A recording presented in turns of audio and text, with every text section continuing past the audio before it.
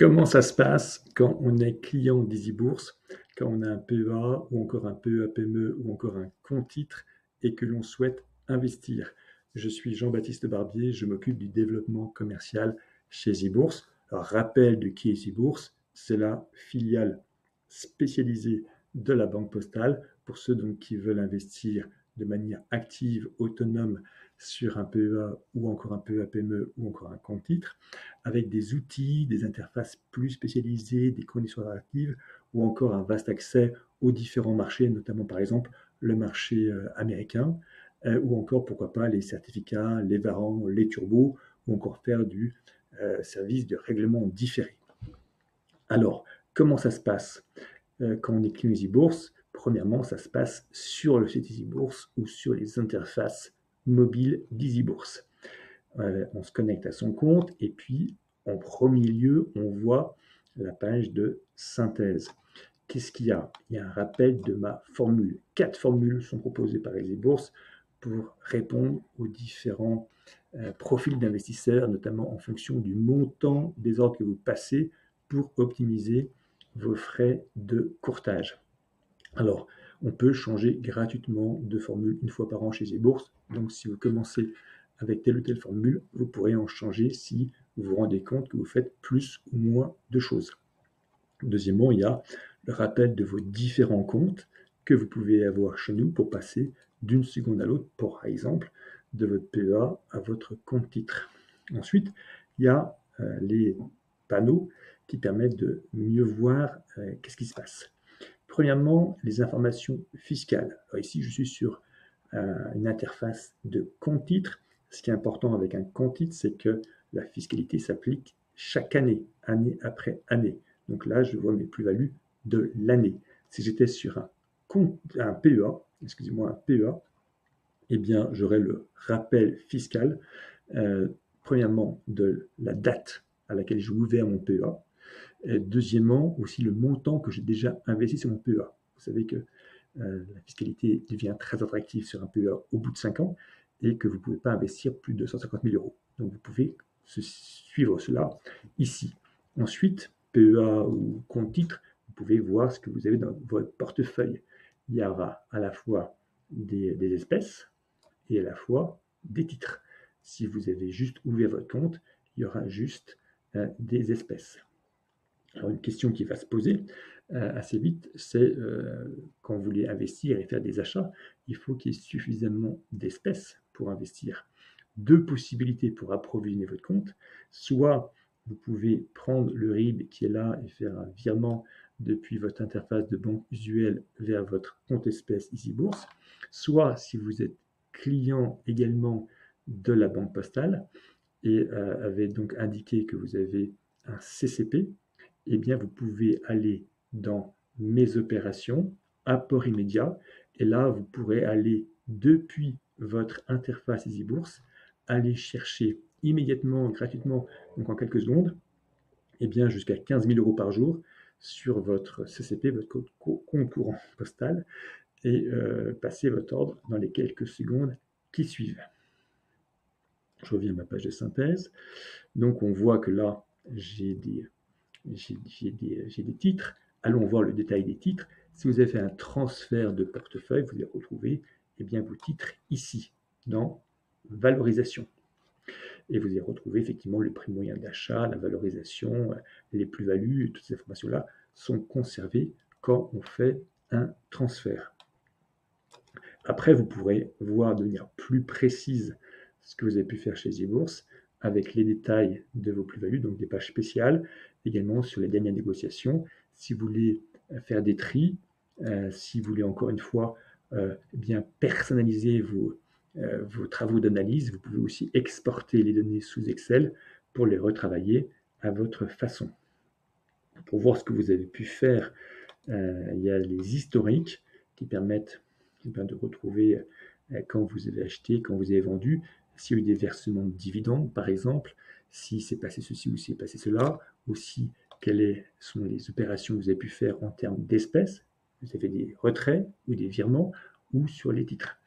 Et puis, pour être encore plus précis, il y a ce qu'on appelle les relevés.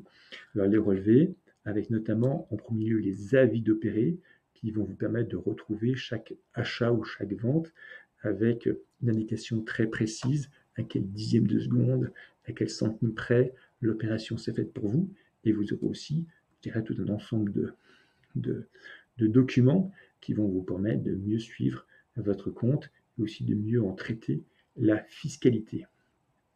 Sachez que quand vous êtes chez eBourse, eh bien, dans le périmètre qui est proposé, et que vous voulez participer à une assemblée générale, que vous voulez voter, qu'il y ait des introductions en bourse, qu'il y ait des augmentations de capital, sachez qu'on a des outils, des interfaces spécialisées qui vont vous permettre de suivre cela.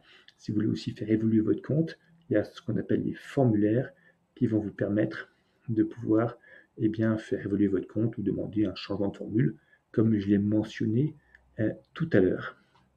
Alors, une fois qu'on a fait ce tour des interfaces, on va se poser la question, pour commencer à investir, on aime bien être guidé ou avoir quelques repères ou pouvoir être aidé ou avoir des informations pour mieux savoir quand acheter ou quand vendre. Alors, il y a beaucoup d'informations sur les EasyBourse, c'est des points à l'ouverture des marchés, à la mi-séance, à la clôture, etc. Et ce qui va m'intéresser là, ce sera par exemple d'aller voir sur une société de données, qu'est-ce qu'on propose et qu'est-ce qu'on peut voir. Donc voilà, donc j'étais sur la fiche de Schneider. En premier lieu, des informations sur la société. Effectivement, quelle est sa société, une présentation, quel est son compte de résultat, son bilan, quels sont ses principaux éléments, son price earnings ratio, etc., ses ratios financiers. Et ensuite, pour aussi être, je dirais, un peu aidé, il y a ce qu'on appelle les consensus. C'est des experts, une dizaine, vingtaine d'experts selon les sociétés données, qui donnent leur avis chaque semaine. Est-ce que c'est bien d'acheter, de vendre, de conserver cette société-là? Donc ça permet pour vous, si vous avez envie d'investir, par exemple, de pouvoir vous avoir la vision complémentaire de ces experts pour y aller un peu plus ou y aller un peu moins, être plus prudent ou moins prudent que ce que vous auriez fait initialement. Ce sont des experts qui ne sont pas payés par EasyBourse, hein, c'est des experts de cabinets d'analyse qui ont pignon sur rue sur la place financière de Paris. Autre élément intéressant, ce sont les graphiques dynamiques. Voilà, il y a graphiques historiques et graphiques dynamiques qui sont un peu plus complets. Alors, vous voyez, on peut retrouver beaucoup de choses. Alors, par défaut, ils sont présentés comme cela, avec des chandeliers japonais et des droites de support et de résistance. Voilà, donc on peut bien sûr nettoyer cela pour afficher que ce qui nous intéresse. Et puis, on peut surtout jouer sur les durées. Hein. Si je veux afficher par exemple sur 10 ans, j'aurais pu afficher aussi sur 30 ans, personnaliser la façon dont apparaît mon graphique par exemple. Si je veux afficher sous la forme non pas de chandelier japonais, mais juste d'une ligne. Voilà. Donc je peux paramétrer cela comme ça, et je peux ensuite enregistrer ma façon d'afficher les choses. Voilà, pour pour retrouver immédiatement ma façon d'analyser. Si des indicateurs me plaisent, je peux mettre des indicateurs, les appliquer une fois sur un moment donné, ou les appliquer systématiquement sur chaque fois que je vais me connecter à mon compte. Là, je peux aussi bien sûr comparer les choses. Là ici, j'ai mis sur 10 ans, mais sur Schneider, j'aurais pu même remonter jusqu'à 30 ans. Et je peux aussi, par exemple, comparer les valeurs avec une autre. Je peux comparer, par exemple, Schneider avec le CAC 40. Voilà, donc j'aurai le CAC 40 qui sera en bleu, Schneider qui sera ici en vert et rouge. Autre élément aussi intéressant pour être tradé dans mes choix, c'est ce qu'on appelle Equity Trade Analysis. C'est ici, ce sont des notes qui sont données sur des stratégies d'investissement sur chaque valeur avec 4 notes. Il y a la note bleue, ici c'est la quality. Est-ce que Schneider est, au vu des ratios d'analyse fondamentaux, d'analyse financière, une société qui est bien orientée en termes de profil boursier sur une période de 3 à 5 ans, donc sur du long terme. Donc là, j'ai une bonne note. Est-ce que là, en vert, c'est bien orienté sur une période de 1 à 2 ans, en jaune de 3 à 6 mois, en rouge de quelques jours, donc du très court terme. Donc ça me permet comme ça d'avoir une vision de chaque société sur 4 horizons et 4 stratégies d'investissement. Et après, je peux avoir des idées alternatives d'investissement. Si par exemple, je me dis, moi, ce qui m'intéresse, c'est investir sur une période de 1 à 2 ans, je vois que Schneider, c'est que 2 étoiles et demie, eh bien, je peux avoir une proposition avec beaucoup plus d'étoiles. Ici, si c'est SFMI, je peux faire tourner et me dire, bah, finalement, pourquoi pas, et si l'or international, il y a plus d'étoiles sur cet horizon de temps donné. Voilà. Une fois que j'ai fait mes différents choix, je peux aussi être aidé donc avec dans ma façon d'approcher les choses avec le fait de pouvoir programmer des alertes. Je vois que le cours de Schneider est à 135 euros. Je peux me dire, je veux être averti quand il va toucher à la baisse, par exemple 130 euros, à la hausse 140 euros. Vous paramétrez cela. Il n'y a pas de frais qui sont prélevés quand on paramètre des alertes. Ça vous permet ensuite de recevoir un email automatiquement quand les conditions seront exécutées. Allons maintenant sur les fiches de passage d'ordre. Il y a plusieurs éléments importants. Premièrement, un rappel de la place. Là, c'est Euronext Paris. C'est important parce que c'est ça qui va déterminer les frais de courtage qui vous seront appliqués. La TTF, taxe sur les transactions financières, qui est appliquée donc sur les sociétés les plus importantes qui ont leur siège en France. Je rappelle, elle est de 0,3% et applicable uniquement au moment de l'achat. Alors là, sur la fiche de passage d'ordre, il y a 3 éléments importants.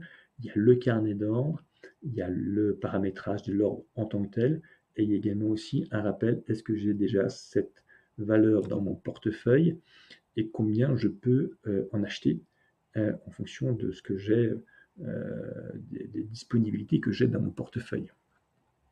Alors, là, je vois que j'en ai pas. Je vois que je peux en acheter au comptant pour tel montant. Et comme je suis dans un compte titre, je peux aussi faire du SRD. Et ici, j'ai un effet de levier de x3. Donc, je peux en acheter 3 fois plus grâce au principe du SRD, du service du règlement différé.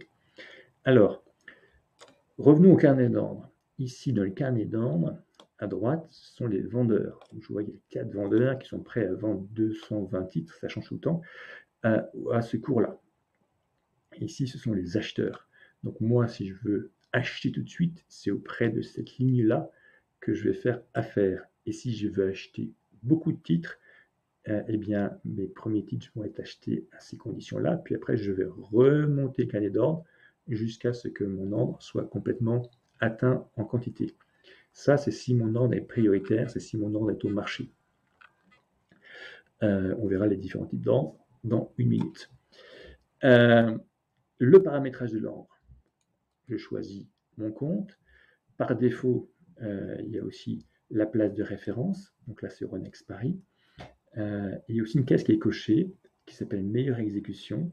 C'est quoi? En laissant cette case cochée, vous permettez à Aise et Bourse d'aller interroger des places alternatives pour voir si, sur la même action, donc c'est vraiment la même action, il n'y aurait pas pour vous la possibilité soit de l'acheter moins cher, soit de la vendre plus cher. Voilà. De l'acheter moins cher si vous achetez, de la vendre plus cher si vous vendez. Donc en gros, pour vous de faire une meilleure opération. Voilà. Tout le risque que vous courez en laissant cette case cochée, c'est de faire une meilleure opération. Il n'y a pas d'impact pour vous en termes de frais de courtage. Voilà. Après, effectivement, le paramétrage de l'ordre, au comptant, si vous avez un PEA, au compte titre, avec un compte titre, se posera la question de le faire avec un OSRD ou pas. Et puis, dans les différents types d'ordre, il y a au marché, là c'est l'ordre prioritaire, qui, effectivement, vous voulez acheter tout de suite, eh bien, vous allez être exécuté auprès des premières lignes du carnet d'ordre. Si, deuxième type d'ordre très utilisé, c'est à cours limité, là, vous dites 135 € pour Schneider, c'est un peu cher. Vous voulez acheter en quelque sorte gradé, moins cher. Eh bien, vous voulez par exemple acheter 5 titres mais vous dites, bon, pour moi, la vraie valeur, c'est 130 euros, ou je pense que ça peut toucher prochainement les 130 euros, et que ça peut le faire d'ici, par exemple, la fin de l'année, voilà, eh bien, vous mettez 130 euros, et quand ça va toucher les 130 euros d'ici la fin de l'année, votre ordre sera automatiquement exécuté, et vous aurez pu faire autre chose que de rester derrière votre écran. Ensuite, vous pouvez retrouver vos ordres dans Carnet d'ordre. Et là, vous voyez l'ordre que je viens de passer. Il est là et il est achat en cours, il n'est pas encore exécuté. Les conditions n'ont pas encore été établies. Donc, vous pouvez l'annuler. Voilà. Et un ordre qui n'est pas exécuté, qui est annulé comme ça, eh bien, ne donne pas lieu à des frais de courtage. Donc, ça m'a rien coûté cette petite opération. Revenons sur les différents types d'ordres. Donc on a vu au marché et aussi accro limité. Un autre ordre très proche de accro limité, c'est l'ordre à la meilleure limite. En fait, vous voyez ici, je n'ai pas d'espace de saisie de la limite. En fait, la limite qui va être retenue de manière automatique, c'est celle du haut du carnet d'ordre. Donc si vous mettez un ordre d'achat à la meilleure limite, c'est comme si vous indiquiez ici 135,16 en limite sur un ordre d'accro limité. Voilà, donc c'est pareil, même principe que les ordres d'accro limité. Autre type d'ordre, c'est les ordres à seuil de déclenchement, qui sont notamment très utilisés pour les ordres de vente. C'est ce qu'on appellera des ordres de vente stop loss. Voilà. C'est si jamais vous avez donc déjà en portefeuille le titre Schneider et que vous dites, bon, ça risque de monter, donc je veux accompagner la hausse si ça monte, mais si ça baisse, je veux que ça vende parce que j'ai pas envie d'être entraîné pour avoir des pertes ou je veux préserver mes plus-values. Dans ce cas-là, par exemple, vous pouvez mettre un ordre de vente en mettant 130 euros et si l'action baisse et touche 130 euros, ben vous serez exécuté et vous aurez conservé les plus-values que vous aviez déjà avec ce cours de 130 euros où vous auriez évité d'aller vers des moins-values. Donc voilà, une chose complémentaire à ces ordres, à ce déclenchement, et assez proche, c'est la plage de déclenchement.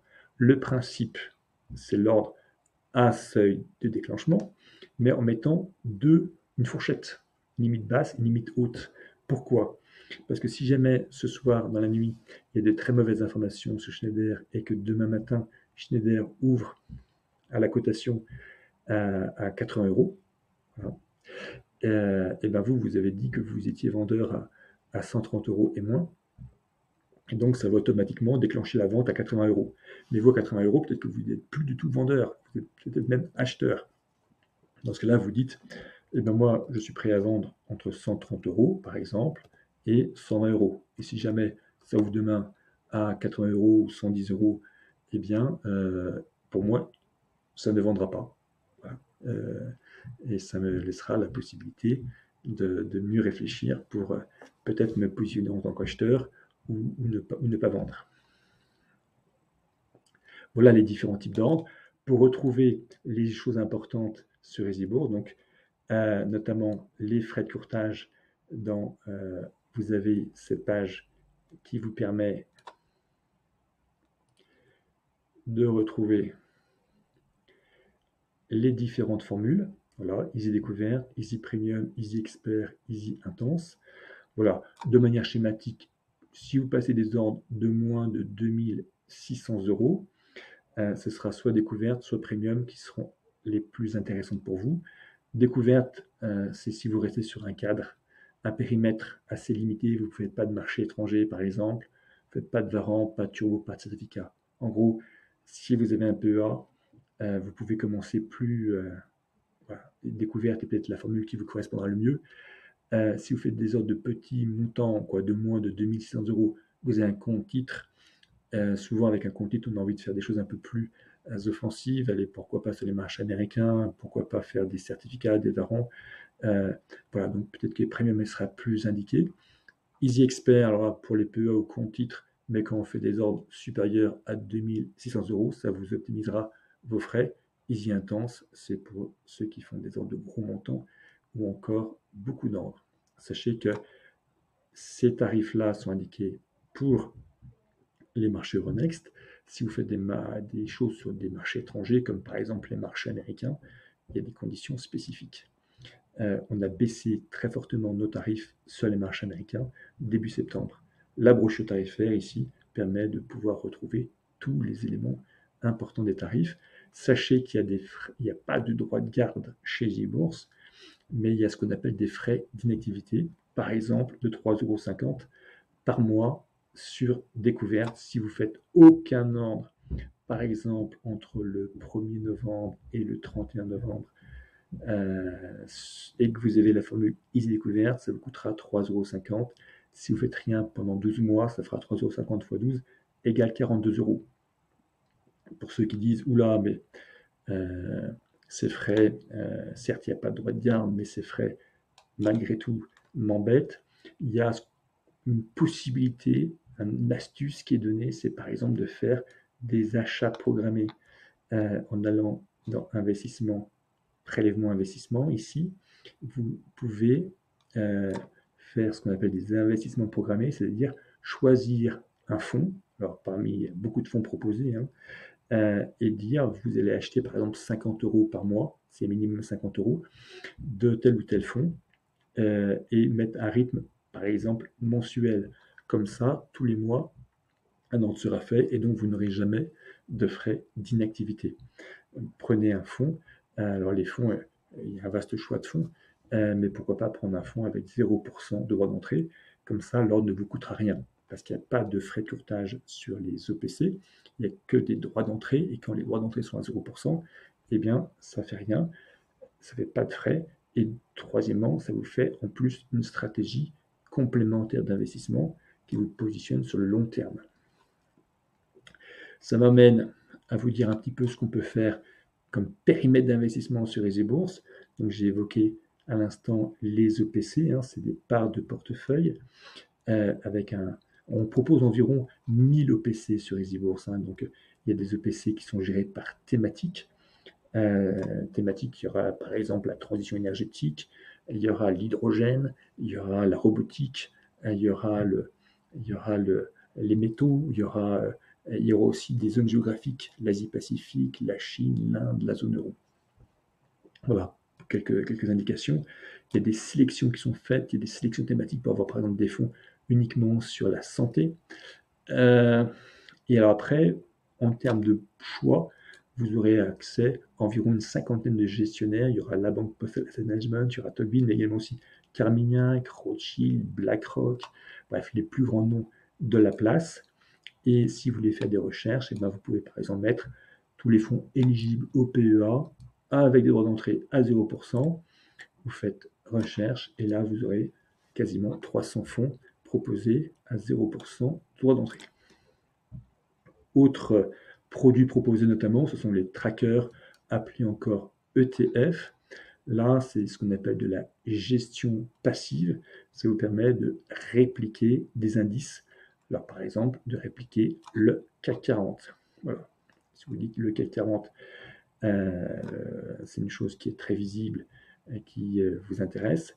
Vous voulez faire la même performance que celle du CAC 40, eh bien, vous pouvez acheter un produit qui va faire de la réplication simple, comme ici, celui-ci est proposé par BNP, celui-ci est proposé par Lyxor. C'est de la réplication simple, c'est éligible au PEA, ça permet de diversifier en un clic. C'est comme si vous aviez acheté les 40 valeurs, mais avec un montant d'investissement très accessible, ici de 10 €, ici de 63 €. Donc la promesse, ici, est la même sur ces deux produits. Si vous êtes un peu plus offensif, par exemple sur le CAC 40, vous avez des produits qui sont également éligibles au PEA, toujours sur le CAC 40, mais qui vont vous permettre de faire des choses un peu différentes.